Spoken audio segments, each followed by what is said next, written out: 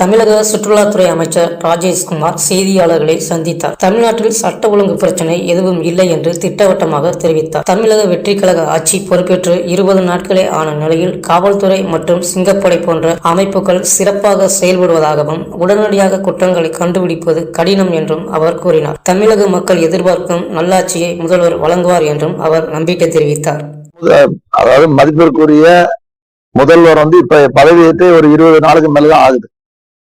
இங்க சட்டம் ஒழுங்குல என்ன பிரச்சனை இருக்கு? தாவேக அரசு பொறுப்பேற்ற 15 நாள்ல 25 கொலை, 4 இரட்டை கொலை, 19 பாலியல் குற்றங்கள் நடந்தது. இதான் தடுக்க தவறியது ஏன் அப்படின்னு இல்ல, அதை தடுத்துட்டு தானே இருக்காங்க. அதுக்கு காவல்துறை இருக்கிறது. அதற்காக ஒரு சிறப்பு அதிரடி ஒரு சிங்கப்படை என்கின்ற ஒரு அமைப்பை தொடங்கி இருக்காங்க. நீங்க எடுத்த உடனே குற்றம் கண்டா என்ன பண்றது? அதனால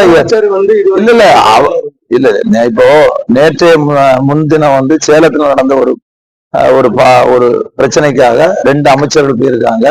முதலமைச்சருடைய அந்த சிறப்பு நிதி கொடுத்திருக்காங்க. இதெல்லாம் நடந்திருக்கு. ஆனா அதனால இது மட்டும் போதாது. படிப்படியாக நிச்சயமாக சட்டம் ஒழுங்கெல்லாம் இப்பவும் நல்லாதான் இருக்கு. ஆனா எல்லாமே தமிழ்நாடு மக்கள் எப்படி அவங்க இருக்கணும்னுள்ளதான் அவர் படிப்படியா பார்த்து நல்லதுதான் செய்வார்.